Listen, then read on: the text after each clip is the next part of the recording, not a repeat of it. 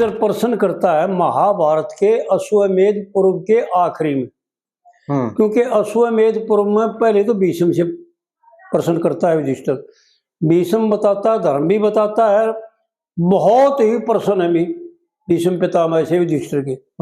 और भीष्म पितामह भी वो बातें बताता है छान करके कि किसका क्या धर्म है, क्षत्रिय का क्या धर्म है, शूद्र का क्या धर्म है, वैश्य का क्या धर्म है और ब्राह्मण का क्या धर्म है। ये बहुत अच्छी तरह से बताता है। लेकिन आखिरी में युधिष्ठिर जो है ना भगवान कृष्ण से पूछता है कि महाराज यूं बताओ, जिनके हृदय शुद्ध होते हैं, जो पवित्र आत्मा ब्राह्मण होते हैं, वो कैसे होते हैं? और ब्राह्मणों के कर्म क्यों फलीभूत नहीं होते, इसका क्या कारण है? तो भगवान कहते हैं, हे पांडुनंदन, मैं ब्राह्मणों के कर्म क्यों फलीभूत होते हैं, क्यों निष्फल होते हैं, ये कर्मश बताता हूं। इसको अच्छी तरह से जो है ना सुन ले और समझ ले। तो भगवान बताते हैं, युधिष्ठिर प्रश्न करता है, हे युधिष्ठिर ने पूछा, हे देव ईश्वर, जिनके भाव शुद्ध हों वह पुण्य आत्मा ब्राह्मण कैसे होते हैं, तथा ब्राह्मणों को अपने कर्मों में सफलता न मिलने का क्या कारण है, यह बताने की कृपा कीजिए। भगवान ने कहा, हे पांडुनंदन, ब्राह्मणों का कर्म क्यों सफल होता है और क्यों निष्फल, इन बातों को मैं कर्मश बताता हूं, सुनो। यदि हृदय का भाव शुद्ध न हो तो विचार करें, चाहे किसी भी वर्ण में हो।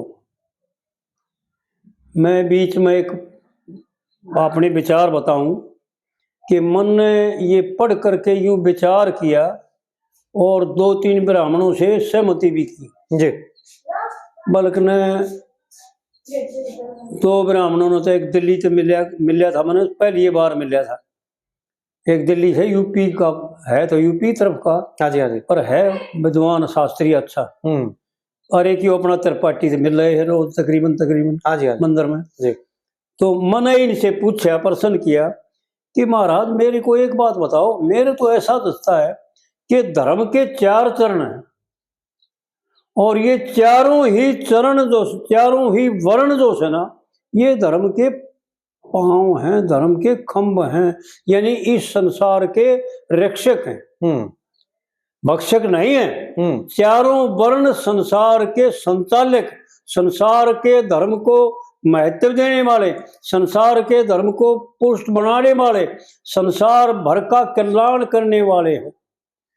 अगर चारों वर्ण अपने अपने धर्म पर कायम हो तो जी। वैसे नहीं,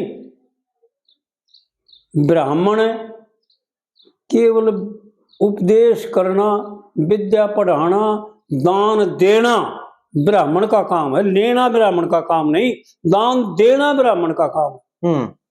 अगर कोई ज्यादा प्रार्थना करे, प्राचीन के देखो इतिहास पढ़ करके, जब राजे महाराजा और साहूकार लोगों ने बहुत ज्यादा विनती करी कि महाराज कुछ तो मेरे को भी सेवा का मौका दे दो ना, 3 बार यूं कहा, ऐसा मैंने पढ़ा, पुराणों में पढ़ो, शास्त्रों में पढ़ो, 3 बार ब्राह्मण ने कहा भाई मेरे को चाहिए कुछ नहीं जी, भाई सब बातें ठीक है भाई, तान बाजरी काम चल रहा है।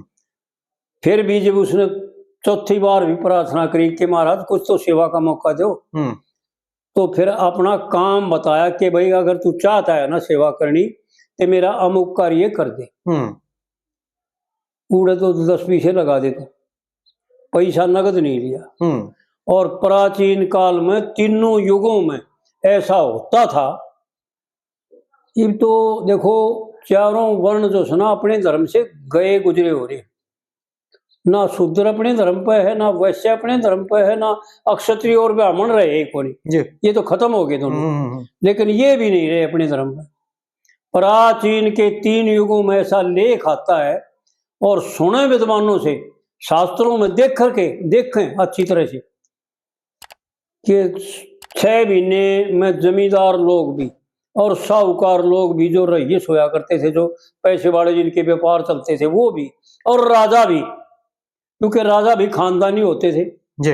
ये पर्ची वाले राजा ना होते थे।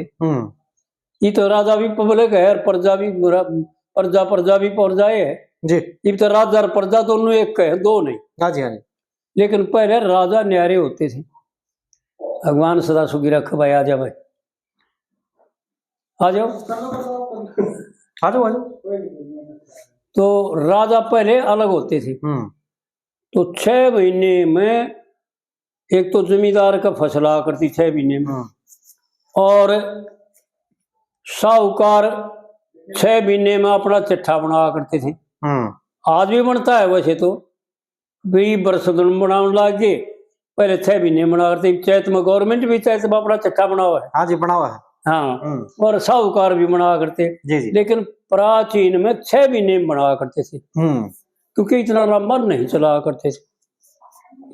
और 6 महीने में जितनी भी बचत होती थी, जमींदार का तो जितना अन्न उत्पन्न होता था और जितना पैसा इकट्ठा होता था व्यापार के द्वारा, पशु बेचना या अनाज बेचना, जिन्स बेचनी या कपड़ा बेचना, जो भी वस्तु बेचना, क्योंकि 3 ही काम तो वैश्य के हैं, व्यापार करना, बिक्री खरीद करना, बिक्री करना, जी जी, और पशुपालन करना और खेती करना। तो इनमें जितनी आया होती 6 महीने में ब्राह्मण को बुलाकर 6 महीने पहले न्योता दिया करते। और ये साधन कुछ नहीं थे, सवारी के लाया उनके पीठ पर बैठा के लाया करते ब्राह्मण को। आज इस महाभारत में बताऊंगा भाइयों को कि ब्राह्मण और पीपल का वृक्ष और भगवान क्या चीज है। इसमें यही लिख रखा है कि उत्तम और अधम ब्राह्मणों के लक्षण भक्ति गो ब्राह्मण और पीपल की महिमा जी। तो आज बताऊंगा ये पढ़ करके, इसलिए मैं महाभारत को कराना चाहता हूँ इस पेज को, कि भाई यूं समझ ले, चारों वर्ण समझ ले में, कि तू अगर चौड़ा तो कितना है हो रहा हो, लेकिन शुद्र भी तू है कि नहीं है। हाँ, कदे तू शुद्र ते भी गया गुजरा और तले जा रहे हो, ठीक है। कदे तू वैसे ते भी और तले जा रहे हो, अपनी तेरी मरोड़ खाम खाना तू नावड़ता ना हो अपने चौड़े में। ये बताना चाहता हूं कि चारों वर्ण अपने अपने धर्म पर स्थित है, अरूढ़ हैं, परिपक्व है, निष्ठावान है, तो वो इंसान है, नहीं तो इंसान नहीं, पशु से भी गए गुजरे हैं जी। तो ब्राह्मण को 6 महीने पहले से न्योता दिया जा करता था, ऐसा विधान था, क्योंकि ब्राह्मण न्योता नहीं लिया करते, किसी का अन्न नहीं खाया करते थे जी। पंडित जी ने गा रखा है तारातंत्र में, भाई भोजन करते दुई जाति का, केवल उनका खाया करते जो ब्राह्मण का ब्राह्मण ही खाया करते थे। और जिसको दे दिया करते दान, उसका कल्याण कर दिया करते, जिससे ले लिया करते उसका भी कल्याण कर दिया करते। क्योंकि ब्राह्मणों की वाणी और ब्राह्मणों की दृष्टि सत्य होती थी जी। उसमें कोई अचूक होती थी, ऐसी अचूक होती थी जैसे ना 303 की गोली वो तो फैल हो जाए, लेकिन उनकी ब्राह्मणों की वाणी फैल नहीं हुआ करती, और उनकी दृष्टि जो क्रूर दृष्टि होती। ये महाभारत में देखो, भागवत पुराण में देखो, कपिल ऋषि ने 60,000 को एक दृष्टि मात्र से भस्म कर दिया जी। राजा बैन जो सारे संसार को दुखी कर रहा था, जो दगद कर रहा था सब क्या को, कोई किसी के काबू का ही नहीं था, वो कुछ ब्राह्मणों ने, ऋषियों ने जो है ना केवल दृष्टि से भस्म कर दिया था जी। और उसका मथन करके जो है ना उसकी भुजा को मथन करके पृथ्वी को उत्पन्न किया था। वह ताकत थी ब्राह्मणों के अंदर।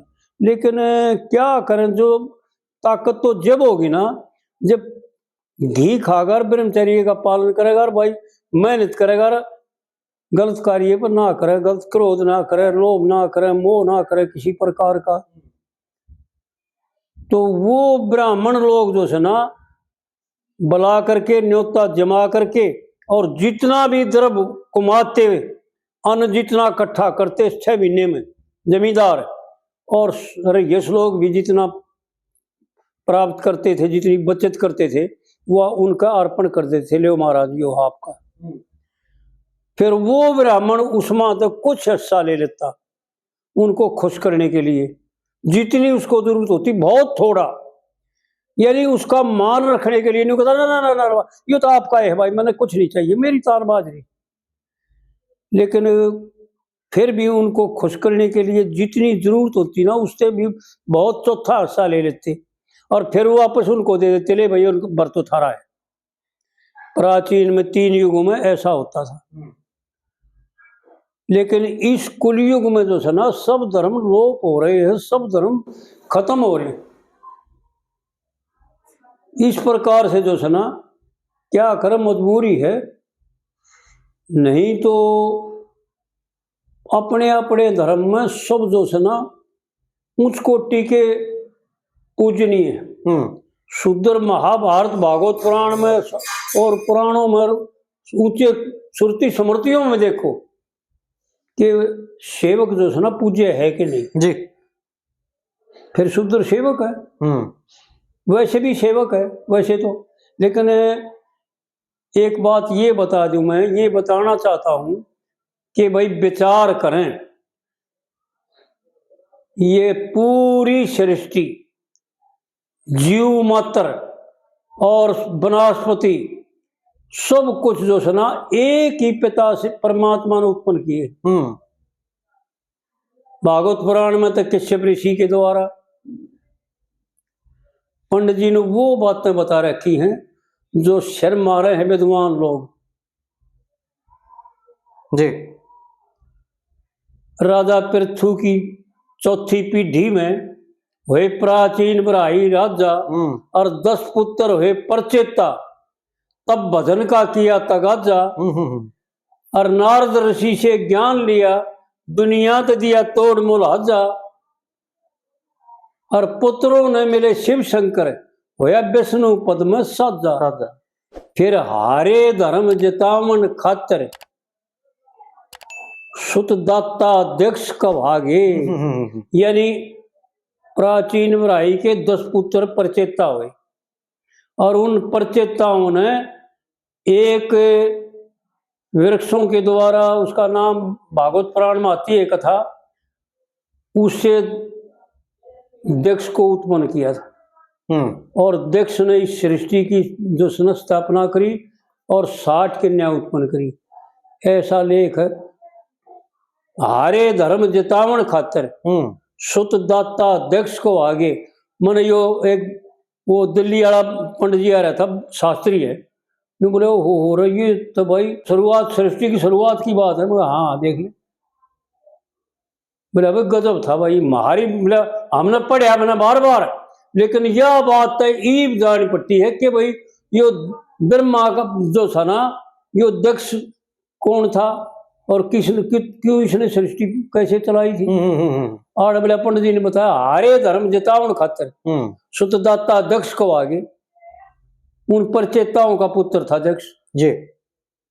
तो पंडित जी की बात मतलब कहने का मतलब यो था कि चारों वर्ण विचार करें, किसी एक एक अलग अलग का तो है नहीं, एक ही बाप के बेटे हैं, एक बाप की औलाद होने की वजह से, एक ही पिता होने की वजह से, भाई न्यू बता अलग अलग कैसे हो गए जी, ऊंचा नीचा कैसे हो गया, नीच ऊंच कैसे हो गया।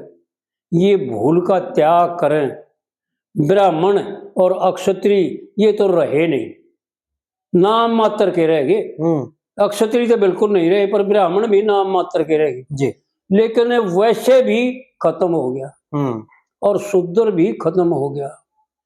विचार करके देखें, विद्वान लोगों की बात है, और किसी विद्वान से और शास्त्रों में मथन करके देखें कि चारों ही वर्ण खत्म है इस कुलयुग में। नहीं तो 4 भाई हों, एक पिता के 4 बेटे हों, उनमें ऊंचा नीचा कैसे भाई?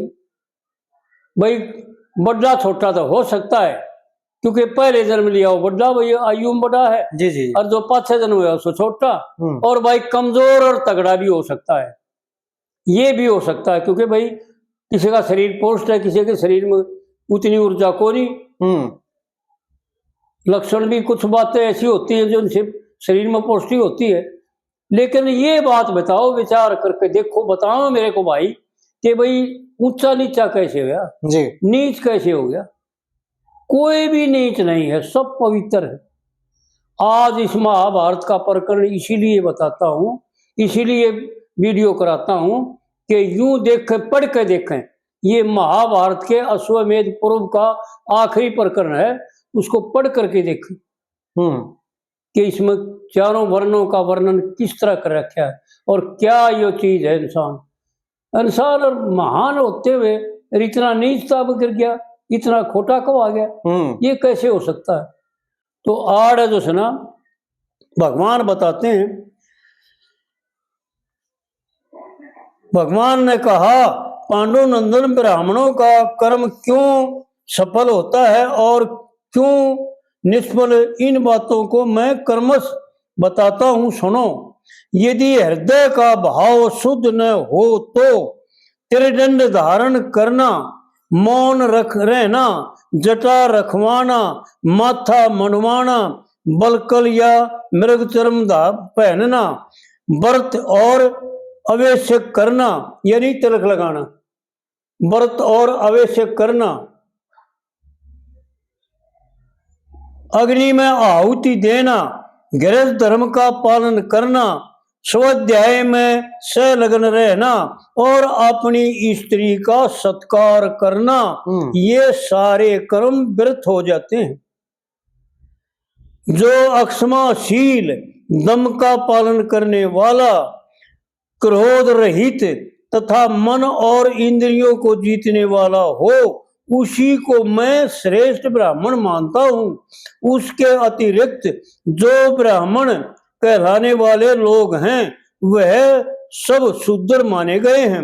जो अग्निहोत्र, व्रत और स्वाध्याय में लगे रहने वाले, पवित्र उपवास करने वाले और जितेंद्रिय हैं, उन्हीं पुरुषों को देवता लोग ब्राह्मण मानते हैं। पढ़ के देखे, मैं अपने घर से नहीं कराता, यो महाभारत इसलिए धर के करवाऊं सामने कि भाई कोई न्यू महसूस ना कर ले, पढ़े दास नहीं और दूर तो न्यू महसूस कर ले रहा पक्का इस काम का। हाँ हाँ बिल्कुल। ये महाभारत का अश्वमेध पर्व का आखिरी पेज है, 2 पेज है ये, आखिरी पढ़ के देख ले। मैं अपने घर से कुछ नहीं बताता।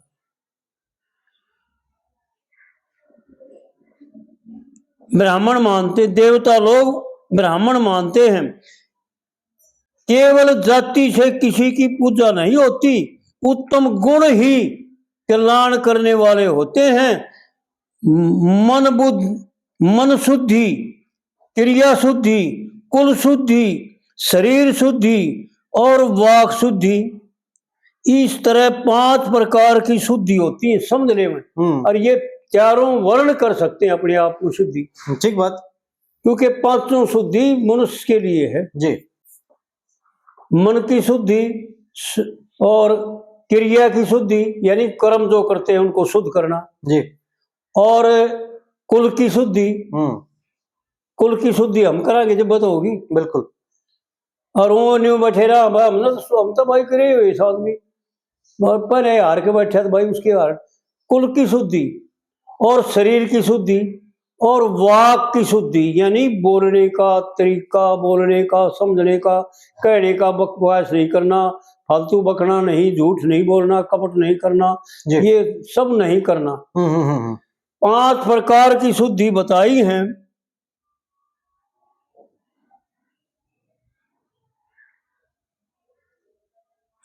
ये इस तरह 5 प्रकार की शुद्धि बताई गई हैं। इन 5 शुद्धियों में हृदय की शुद्धि सबसे बढ़कर है। हृदय की ही शुद्धि से मनुष्य स्वर्ग में जाते हैं। जो ब्राह्मण अग्निहोत्र का त्याग करके खरीद बिक्री में लग गया है वह वर्ण संकरता का प्रचार करने वाला और शूद्र के समान माना गया है। जिसने वैदिक श्रुतियों को भुला दिया है तथा जो खेत में हल जोतता है अपने वर्ण के विरुद्ध काम करने वाला वह ब्राह्मण बुर्सल माना गया है। बुर्स शब्द का अर्थ है धर्म। उसका जो लय करता है उसको देवता लोग बुर्सल मानते हैं। वह चंडाल से भी नीच होता है। जो पाप आत्मा मनुष्य ब्रह्म गीता आदि के द्वारा मेरी स्तुति न करके किसी शूद्र का सत्वन करता है वह चांडाल के समान जैसे कुत्ते की खाल में रखा हुआ दूध और कुत्ते का चाटा हुआ हविष अशुद्ध होता है उसी प्रकार वृषल मनुष्य की बुद्धि में स्थित वेद भी और देख भाई वृषल मनुष्य कया ना के ब्राह्मण कया कोई भी हो दूषित हो जाता है।